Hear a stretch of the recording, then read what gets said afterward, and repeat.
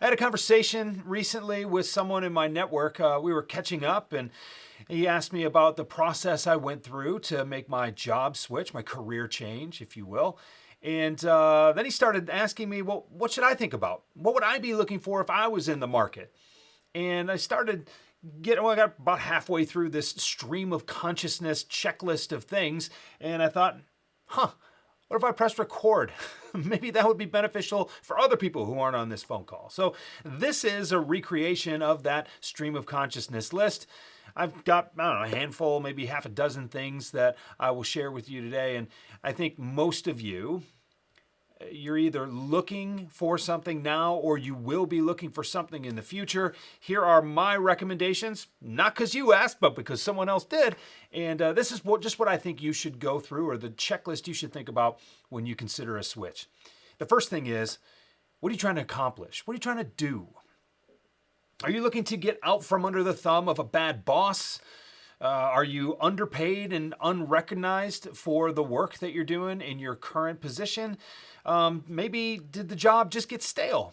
Maybe you're just looking for a change in scenery. Maybe like me several years ago, the best job you'd ever had wasn't going to be the best job you ever had for much longer, and you wanted to make a switch.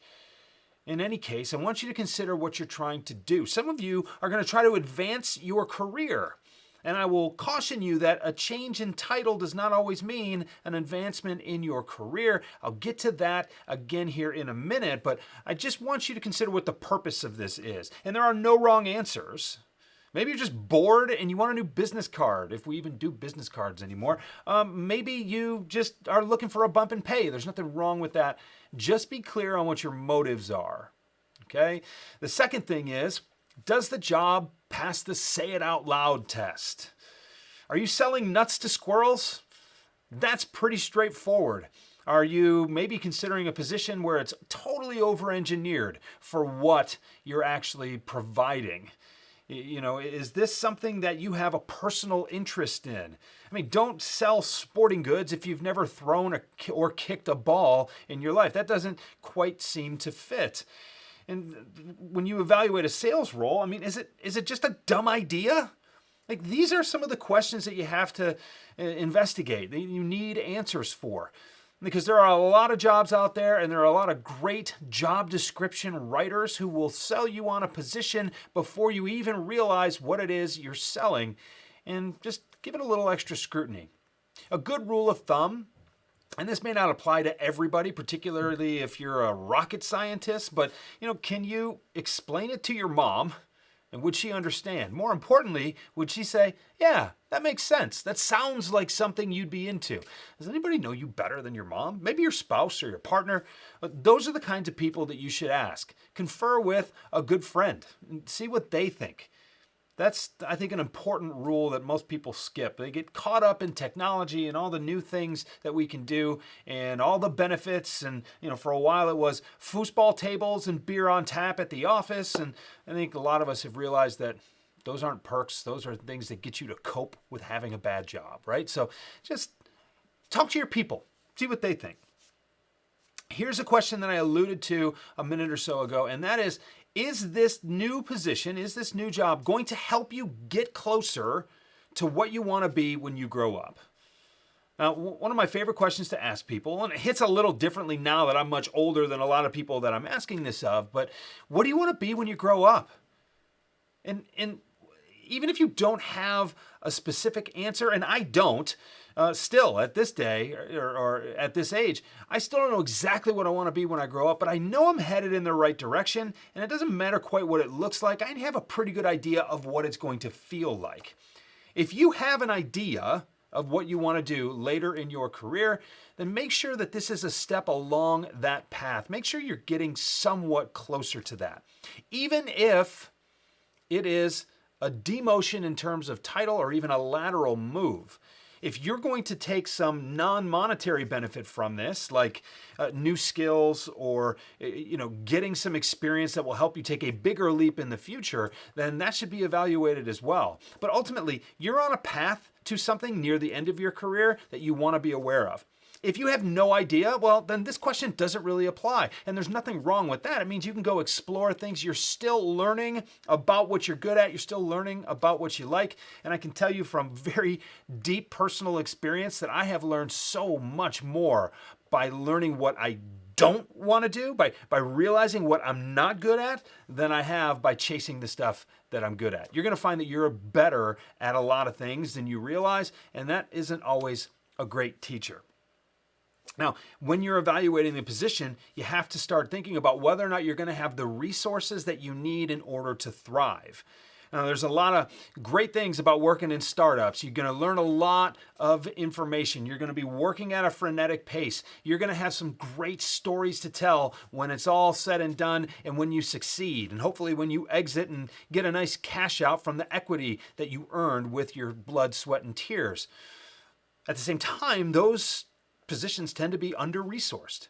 So when you think about the education that you need, when you think about the steps that you're trying to take along your career, are you going to get what you need in order to get there? Or are you going to be expected to bring it all yourself? Those are important questions. So are you going to have the tools that you need? Are you going to have the tech that you need? Are you going to have the resources that you need in order to learn what you need to learn? Are they going to give you the space that you need to assimilate all this information? Are they going to give you the time to actually put those pieces together and to think and be creative? That's important. I think the most important of those resources are the people. Who are you going to be working with? Do you have an opportunity to talk to these people throughout the interview process? Are you going to like who you go to work with? Or are you going to butt heads with the people you go to work with and be forced to be in the same space with them all the time and even to collaborate? And this is one of the things I keep coming back to. When I spent the couple of months with White Glove and Acquire Direct as my clients, when I spent that time with them during the interview process, I had an opportunity to just take a look around the room. What I learned very early on and what was continually confirmed for me was that as I looked at this team, it was a team I wanted to be a part of. It was a team I trust. It's a team I can learn a lot of things from. And ultimately, a team I want to go into battle with. We got a lot of big problems to solve, and I trust the team around me. If I didn't, it would be a no-brainer. I would have walked away. It doesn't matter how great everything else looks. The people that you work with every day are the key to your success. And there are no problems in business that are not people problems. Remember that. So make sure you solve for that to the extent that you can. I think the most important thing, or maybe the most significant thing, if it's not the most important thing, it's kind of coming to the end of my list here, is can you get behind the story? Can you get behind the mission of the company? Look, particularly in a sales role, you're going to do a lot of things that you're not compensated for.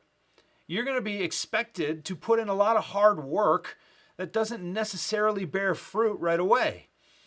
Can you get behind the work in such that it's worth doing even if you're not compensated for it right away?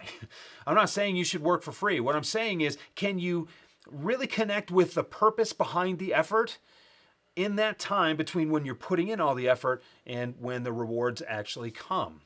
I go back to that study that was years and years old now about the kids, the four-year-olds that they leave in a room that say you can have one marshmallow now, or you can have 2 marshmallows in 15 minutes when I come back. Sales is really a 2 marshmallow kind of job, right? There aren't immediate benefits. There aren't immediate rewards. You've got to recognize that the wait is worth the extra marshmallow, to borrow that metaphor. So can you get behind the story? Is the work worth doing? That's something that a lot of people give up. A lot of people sell, quite frankly, when they are strictly coin operated. And hey, nothing wrong with being coin operated. It gets a lot of things done. And actually, that is the right incentive for most people. However, I just got to remember that there's something more to it than that. And that non-monetary benefit, non-monetary fulfillment is actually the key between you doing the most work and you doing your best work. When there's a bigger story that you can connect to, well, that's when you're going to really be the most inspired, you're most engaged, and that's where the world is going to be the biggest beneficiary of your efforts. After you get through that checklist, you should probably see if the package is okay, right? Are they going to pay you well? Are they going to give you fair time off? Is the benefits package really good? Is there a 401k? Is there maybe some ownership or some equity? Is there fringe benefits, right? I mean, all the stuff that we like to talk about, all the stuff that, quite frankly, gets overlooked a lot. And a lot of those things seem to be taken away from people too. So make sure you cherish them if you do have them, and make sure that package works for you. But I hope you recognize that whether or not you can get paid enough to do the work is probably not the most important thing when you're looking at doing your best work, right? Make sure there are a lot of ways you can make a living. There are a lot of ways you can make money.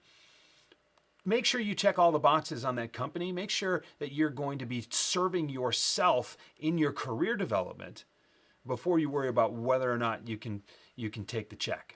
There's a lot of stuff that you can do to really to survive on a few less dollars every 2 weeks in order to get the right experience. But if you're ruling everything out based on how much money you're being paid or not, that's how you get into trouble, by taking really bad jobs for really good paychecks. And that is not a situation I've ever seen anybody thrive in. So just consider that. This video, quite frankly, went a little bit longer than I thought it would. If you're still here, thanks for sticking around. And look, these messages are going to continue every week, and I hope that you maybe share this one with a friend, and I hope that you see next week's edition too.